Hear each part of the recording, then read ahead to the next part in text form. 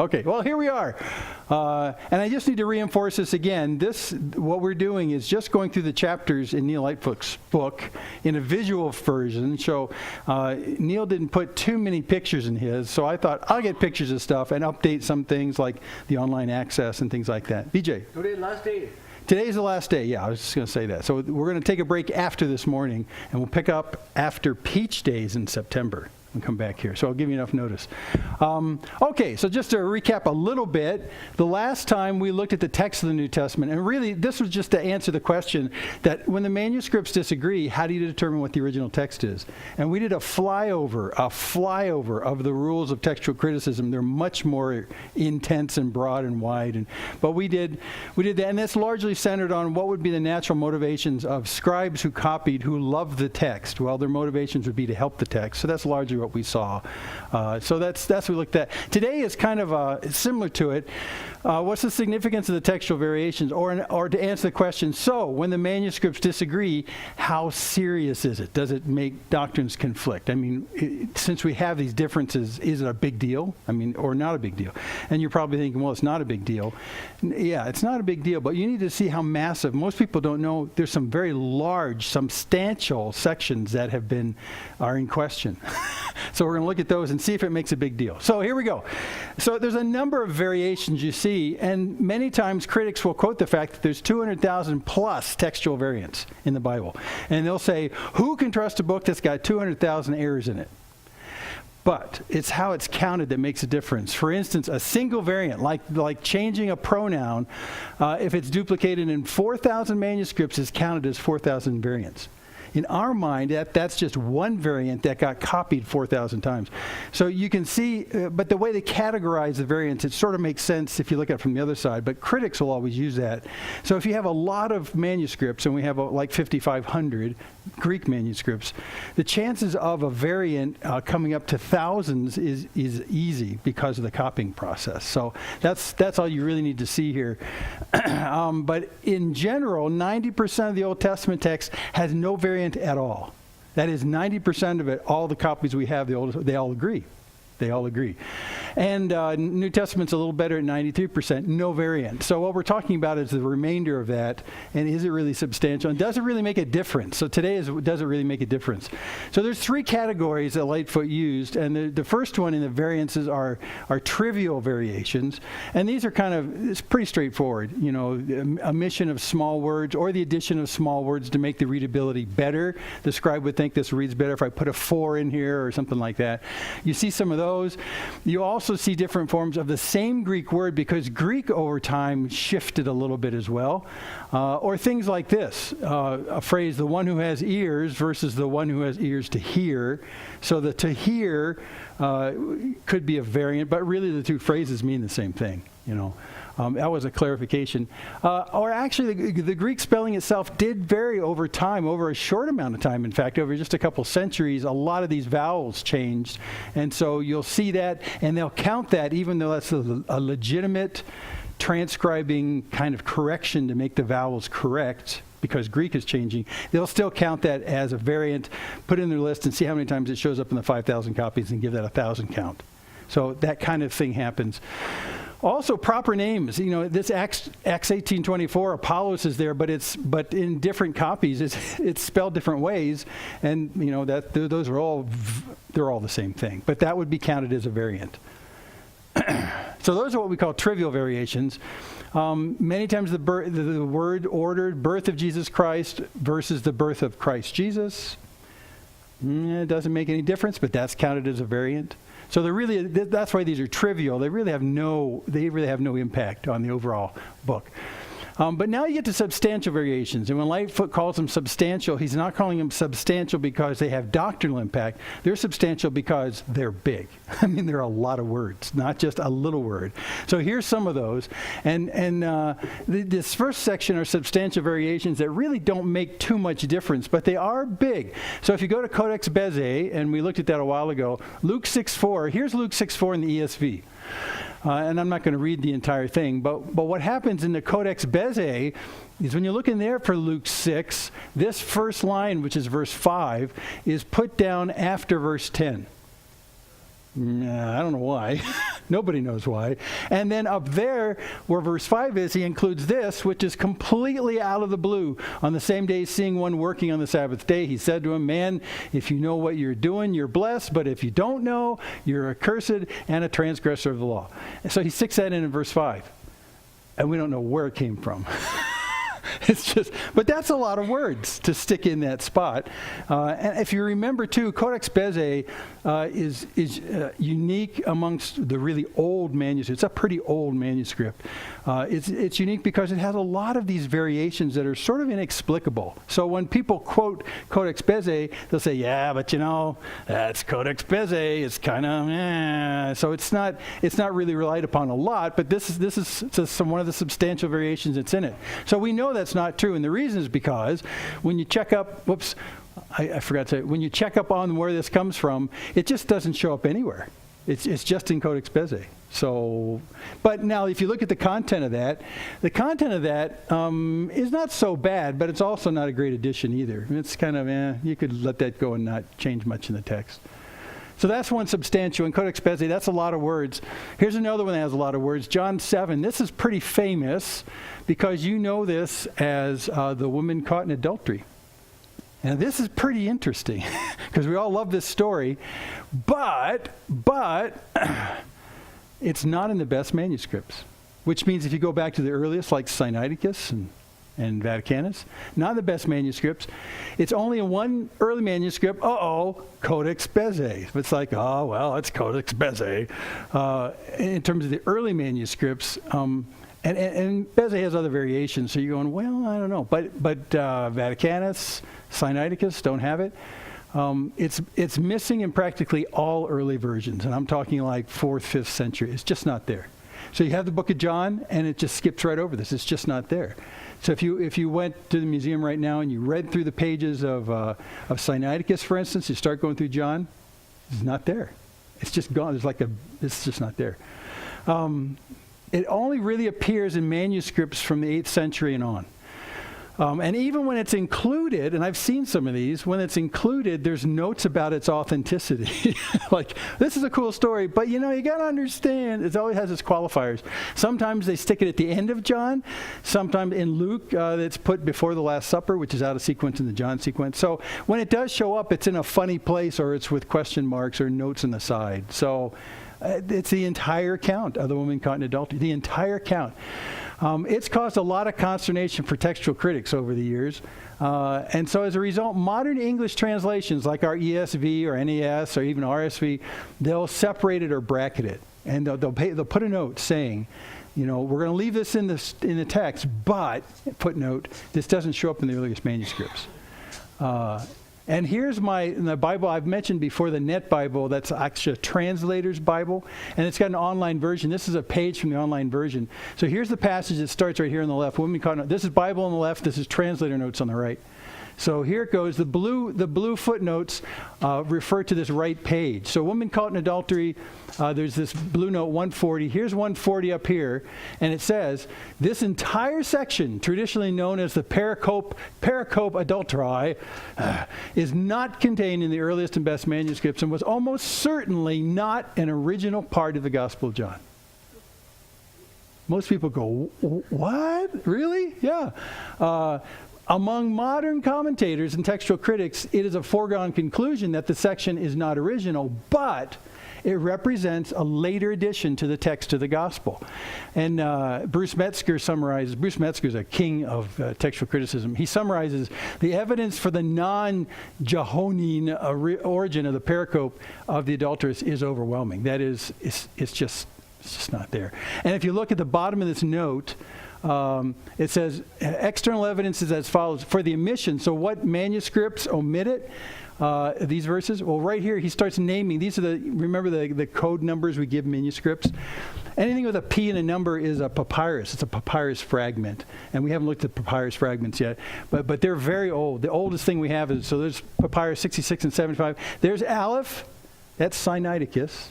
There's B, which is Vaticanus, the two really, really good. They don't have it. And then a whole list of other ones down the line right here. So they just don't have it. Those are the best. Those are the best. Now, you want to see how big this controversy is. That is not the entire text in that Bible I have of what you do with this passage. It's this big. That's in the bottom of my Bible. So actually it starts the woman caught in adultery. In the bottom, it's like a page of notes about it. This is almost like a historical monograph about what the discussions of this have been. It's really fascinating. So it's something of a conundrum. It's not in the oldest manuscripts, and yet still it's included. And the reason it's included is that by itself, in its content, it's sort of self-validating. People read it and say, well, that clearly should be there, but I don't know why it's in John's Gospel, but it's got to be someplace. So here's the conclusions that they come to.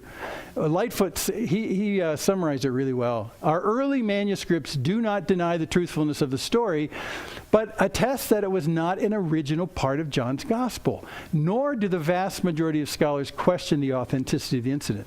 So here's the quandary. It definitely should not be in John's Gospel, but no one disagrees about the fact that it's an authentic event.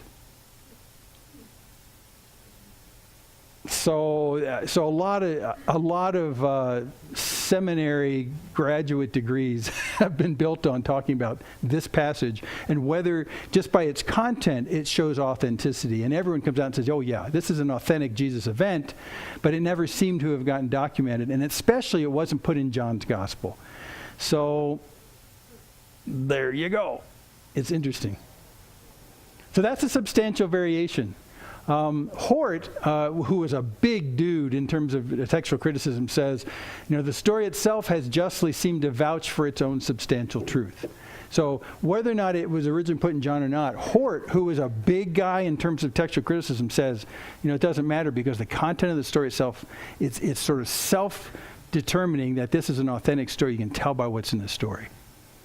So there you go. It's fascinating. There was, well, we won't get into that. Let's push on. Here's another one, Acts 8:37. This is kind of fascinating. So here's Philip and the Ethiopian eunuch. Remember that story? Starts out here, remember Philip meets this guy. He's on his way back to Ethiopia. And I'll just scoot to the hot spot here. In verse 37, now this is King James. So King James has this inclusion which should not be there. Verse 37, Philip said, if thou believest with all thine heart, thou mayest. And he answered and said, I believe that Jesus Christ is the Son of God. And then they got baptized. Well, that verse right there seems to have been added. Really. And there's nothing wrong with the verse. But someone decided to help the text by basically saying the eunuch said, is there anything stopping me from being baptized? And this scribe decided, yeah, we need to put in something there that says you have to believe. And then we'll go into the rest of the baptism scene. So this was added to help the text. But the problem is this. What are the arguments for the authenticity of that script? Well, there's a 6th century uncial. So those are uncials, and we're talking 500s. That's pretty old. Yeah, that's a pretty good testimony to leave it in there. There are some minuscules, but Greek minuscules, you remember, are much later, around the 900s. And then there's some Old Latin. Well, the Old Latin is actually a pretty influential because the Old Latins are back around 400, 500. So it's there. It's included there. But what's against it? Every other manuscript and version omits it. Including, and the versions are translations. So the earliest translations, like into Syriac, and they got taken off to Syria, or Coptic, and they got taken down to, they don't have this in there. So, that's a huge body of documents that do not have it, but a couple do. And it's a substantial inclusion. It's not an if, and, or a but. So, but clearly it's an addition. Is it a dangerous addition? No, because what was added is exactly in concert with the whole baptism scene. So Lightfoot says, because no Greek manuscript earlier than the 6th century knows of this reading, beyond a doubt, it could not have formed a part of the original account of Acts. But does it mess up the passage? Well, no, not really. It states the truth. So someone, again, was trying to clarify the conditions for baptism, based on belief. There's just nothing wrong with it. It was a pretty innocuous clarification verse that got stuck in. So again, we can trace the fact that it wasn't probably in the original manuscript, but we'll leave it in, and if you have a new translation, it'll usually flag it and say this doesn't show up in the oldest transcripts. We don't know where it came No, don't know where it came from. No. But what I like about modern manuscripts is they'll just leave it there on the page for you. They'll flag it for you and say, you decide. You decide. And of course, the content's not dangerous, so we leave it in, as long as we flag it. So, now this one has caused a lot of conundrums. In 1 John 5, it's 1 John 5:7. Let me give you the whole passage. In verse 6, this is he that came by water and blood, even Jesus Christ, not by water only, but by water and blood. And it's the Spirit that beareth witness, because the Spirit is truth. For there are three that bear record in heaven, the Father, the Word, the Holy Ghost, and these three are one. And there are three that bear witness in earth, the Spirit, the water, the blood. These three agree in one. We won't explain that passage yet. But what you got to know is that middle verse, that does not show up in the original manuscripts. In fact, it's gone. So the passage really ought to read from verse 6 to verse 8. And that middle line is just not there. So let's talk about what's going on here. This is a fascinating piece of detective work you can do. The history is this, and we know the history of the inclusion of that section. We know the history.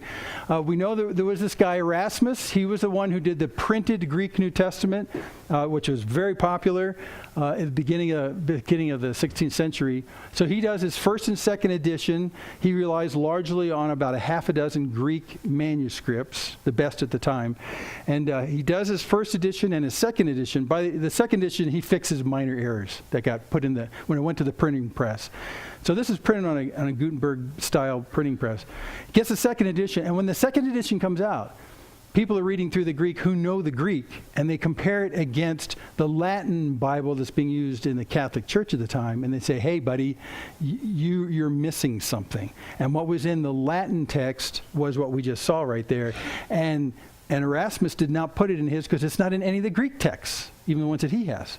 So he basically says, even though there's a conflict with the ongoing Latin texts, he said, if you can show me one Greek manuscript that has that line in it, I'll put it in my third edition. But there are no Greek manuscripts that have that inclusion. So your Latin is wrong. My Greek tradition is correct. And so before he did his third edition, someone actually came and said, check this out. And they waved in front of him a Greek manuscript, and it was in it. So he was a man of his word, and he included it in the third edition. So, we know he put it in 1522. We know who put it in, and we know why he put it in, because he was under pressure from people who loved the Latin Bible and wanted to make it match with the Latin Bible. But when you look at the origins in the Latin Bible, it gets even more iffy. So anyway, as a result of that, because the third edition was a big deal, Erasmus's third edition of the Greek New Testament, just a few years later, Tyndale decides to do his English translation based on the third edition of the Greek the Greek printed thing from Erasmus. So that inclusion that Erasmus was kind of bullied into putting in gets into the English Bible that Tyndale does. Tyndale, by the way, was burned at the stake for translating the Bible into English. Bad. But it gets in that early Tyndale Bible. Stephanus is a guy who was a printer. He's the guy, in fact, who's responsible for putting numbers on the verses.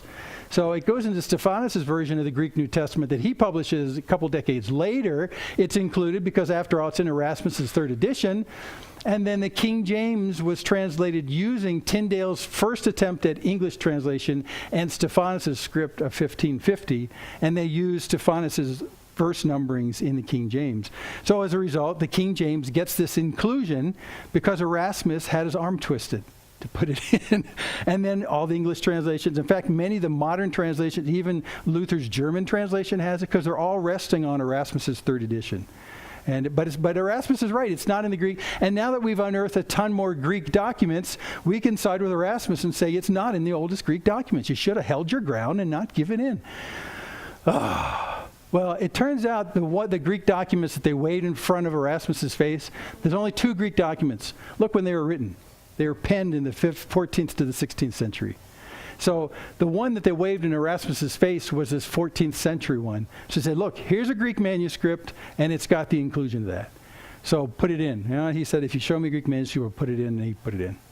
But it's a really late penning of the section. And then there's two Greek manuscripts prior to that are a little bit older that show it penned in the margins.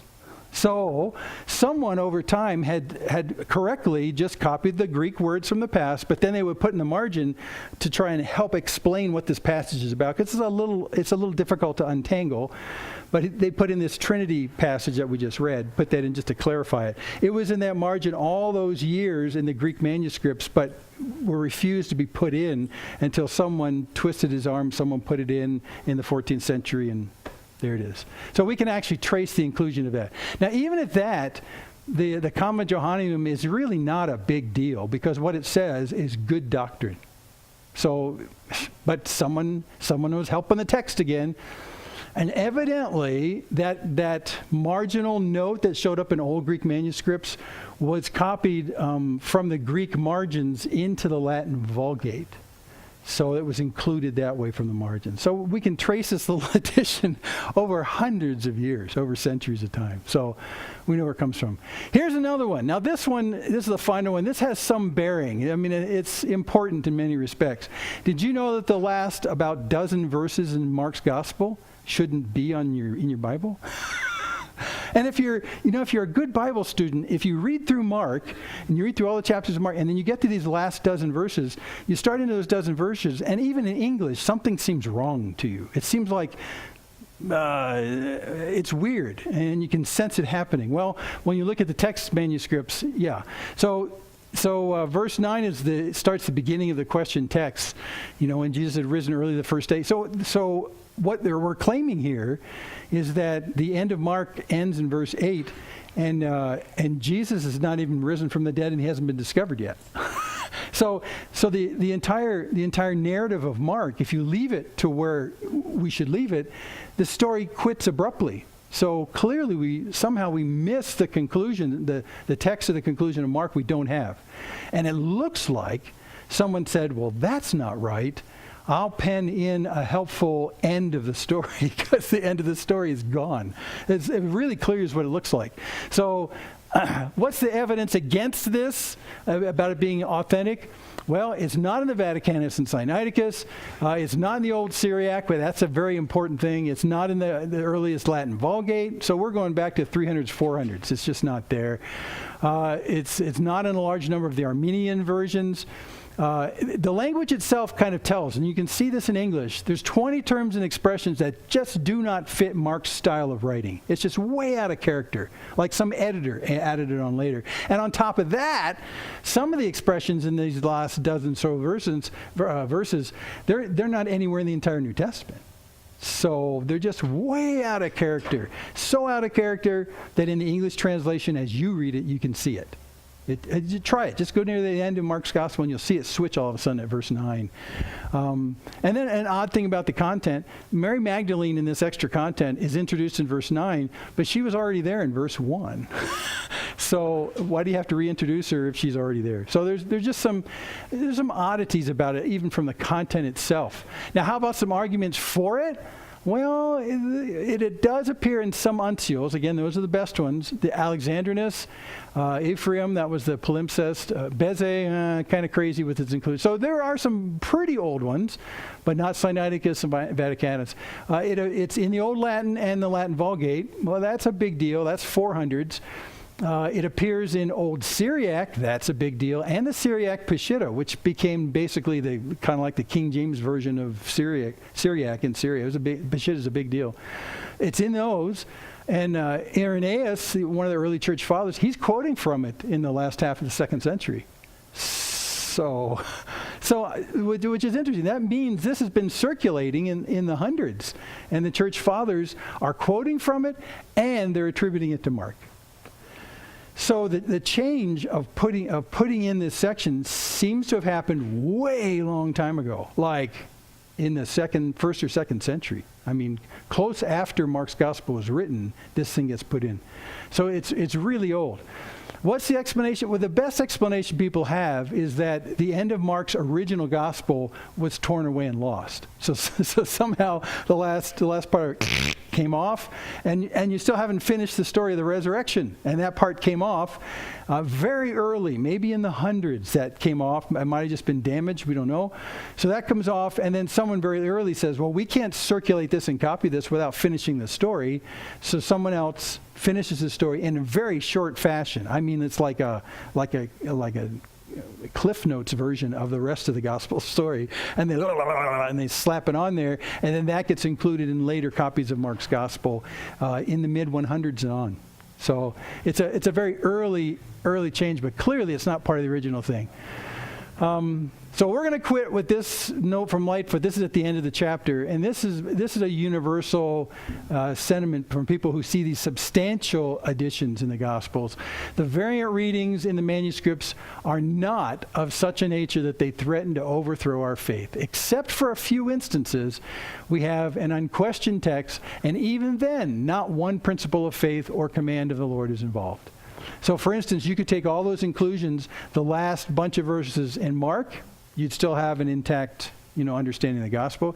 You could take out the comma Johannim, the part of 1 John 5. You could take that out, still you'd have fine. You could take out the women caught in adultery and still have a fine knowledge of faith. So they're helpful additions in that sense, but because our textual criticism techniques are so carefully pruned and developed, we can tell that they weren't part of the original text, but that's okay because they don't do damage to the text. And in modern translations, they'll flag it. Now, there is one problem in current King James. Current King James keeps all these additions as modern translations do, but they never flag it in King James publications. They never flag it as, this might be in question. We'll leave it in. We'll let you, the reader, decide. They don't flag it. And in fact, when you get in a debate with a King James only person, which I've been in a couple times, they'll always come back and say, you guys take out some of the most important parts of Scripture. You take out the women caught in adultery. You take out that thing in 1 John 5, which is essential. You take out, and they'll say you take out the Trinity because you question that. We leave it in because it's godly ordained kind of stuff. Well, it comes out of the King James, comes out of a tradition of those things, and we can trace where it comes from, and then older documents tend to counteract the reality of those things. But again, based on their content, it's not a big deal, and you shouldn't really fight over it, because if you said to someone who is King James only, well, fine, leave it in, see if I care, because the content is not a great addition, and it's not a great subtraction, and it's not a conflict. So it's one of those issues that's just not worth fighting about. But usually King James folks will fight about it because it's in the original text, and the King James doesn't do anything to reflect some suspicion about those contexts. However, modern translations use the benefit of the doubt. They'll leave it in. They'll just put an asterisk on it. Say, you need to know this is not. But hey, this is still the woman caught in adultery. Incredible story. It sounds very much like Jesus. We'll leave it in. So, and I think that's, oh yeah. So there we go. There you go, VJ. There's your announcement. Yeah, so we'll resume on September 16th. So next week is Church in the Park, so we won't be here for anything. But then the week after that, it's July 1st. No more Sunday school through the summer. So you get your break and go to the beach.